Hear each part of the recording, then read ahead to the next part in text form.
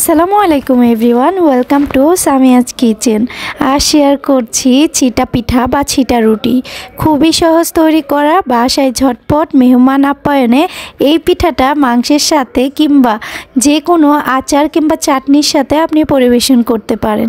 চলুন কথা না বাড়িয়ে রান্নায় যাওয়া যাক। পিঠা তৈরির জন্য আমি এখানে আতপ চালের গুঁড়া অর্থাৎ শুকনা চালের গুঁড়া নিয়েছি, দিয়ে দিচ্ছি হাফ কাপের একটু কম।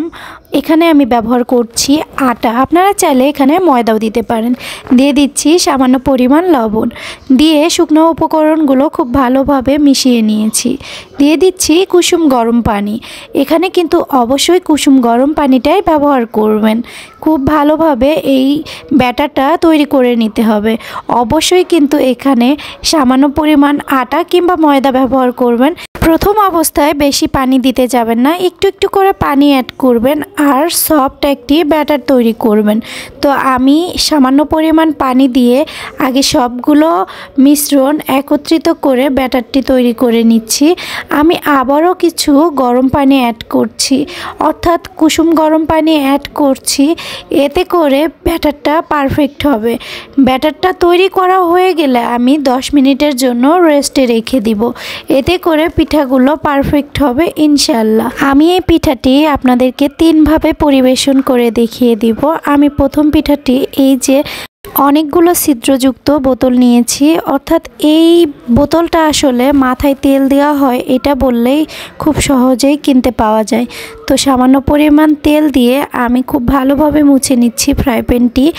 এই পিঠাটা অবশ্যই চেষ্টা করবেন ফ্রাই প্যানে তৈরি করা। তো বিসমিল্লাহ, আমি প্রথম পিঠাটি তৈরি করছি। খেয়াল করে দেখুন, আমি এই পিঠাটি চারদিকে ছড়িয়ে দিচ্ছি, অর্থাৎ যেহেতু এই পিঠার নাম চিটা পিঠা, এই জন্য ছড়িয়ে ছিটিয়ে দেওয়াটাই এই পিঠার জন্য পারফেক্ট। যে কোনো ডিজাইনে তৈরি করতে পারেন, কোনো রকম ঝামেলা ছাড়াই এই পিঠাটা তৈরি করা যায়। 30 সেকেন্ডের মধ্যে এই পিঠাটা নিজে থেকেই উঠিয়ে আসছে, সেটা তো দেখেই বুঝতে পাচ্ছেন। আমি উল্টিয়ে নিচ্ছি, উল্টিয়ে নিয়ে ভাঁজ করে উঠিয়ে নিব।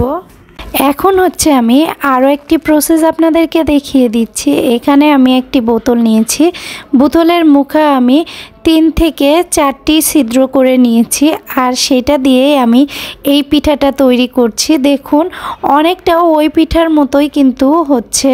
এইটাও ঠিক একই সময়ে লেগেছে। 30 সেকেন্ডের মধ্যে পিঠাটি নিজে থেকেই উঠে আসতে শুরু করেছে। উল্টিয়ে দিয়ে ভাঁজ করে নিয়ে এখন উঠিয়ে নিচ্ছি।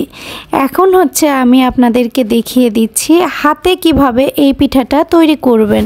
গ্রাম অঞ্চলে কিন্তু ঠিক এইভাবে এই চিটা পিঠাটা তৈরি করা হয়। আমি হাত দিয়ে এইভাবে ছিটিয়ে ছিটিয়ে পিঠাটা তৈরি করছি। এটাও কিন্তু খেতে মাশাআল্লাহ অনেক ভালো লেগেছে আমার কাছে। স্পেশালি এটা দেখতেও অনেক বেশি সুন্দর হয়। আপনারা একবারের জন্য হলেও যে কোনো একটা প্রসেস ফলো করে আপনি এই পিঠাটা তৈরি করতে পারবেন ইনশাল্লাহ। খুবই সহজ লাগবে তৈরি করতে। এ পর্যন্ত দেখে যদি আপনার কাছে আমার ভিডিওটি ভালো লেগে যায়, please support and subscribe my channel. আর আপনি যদি অলরেডি এই কাজটি করে থাকেন, আপনাকে অসংখ্য ধন্যবাদ আমাকে সাপোর্ট করার জন্য। যারা নতুন আমার ভিডিওটি দেখছেন, অবশ্যই চ্যানেলটি সাবস্ক্রাইব করবেন, বেল বাটনটি অন করে রাখবেন। এতে করে আমি নতুন ভিডিও ছাড়লে সবার আগে আপনার কাছে নোটিফিকেশন যাবে। তো কথা বলতে বলতে পিঠাটা কিন্তু অনেকটাই হয়ে এসেছে। দেখুন, নিজে থেকেই কিন্তু এই পিঠাটা উঠিয়ে আসছে। তো শুধু ভাঁজ করে নিলেই তৈরি হয়ে যাবে মজাদার এই চিটা পিঠা। চলুন পরিবেশন করে দেখিয়ে দিচ্ছি। মাশাআল্লাহ, আলহামদুলিল্লাহ, পিঠাগুলো কতটা সুন্দর আর কতটা লোভনীয় লাগছে। 3 রকমের পিঠাই কিন্তু আমি আপনাদেরকে পরিবেশন করে দেখিয়ে দিচ্ছি। আপনার কাছে কোনটা ভালো লেগেছে অবশ্যই কিন্তু কমেন্ট করে জানাবেন। চিটা রুটিটা আপনি হাঁসের মাংস, গরু মাংস, যে কোনো ভাজি কিংবা চাটনির সাথে পরিবেশন করতে পারেন। আমি কিন্তু এটা হাঁসের মাংসের সাথে পরিবেশন করেছি। চলুন পিঠাটা কতটা পারফেক্ট হয়েছে একটু দেখা যাক। আপনারা দেখেই তো বুঝতে পাচ্ছেন, আলহামদুলিল্লাহ অনেকটাই দেখতে সুন্দর এবং খেতেও মাশাআল্লাহ অনেক ভালো হয়েছিল।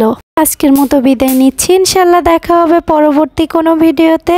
সে পর্যন্ত আল্লাহ আপনাদের সবাইকে ভালো রাখুক, আমাদের জন্য দোয়া করবেন। আল্লাহ হাফেজ, আসসালামু আলাইকুম।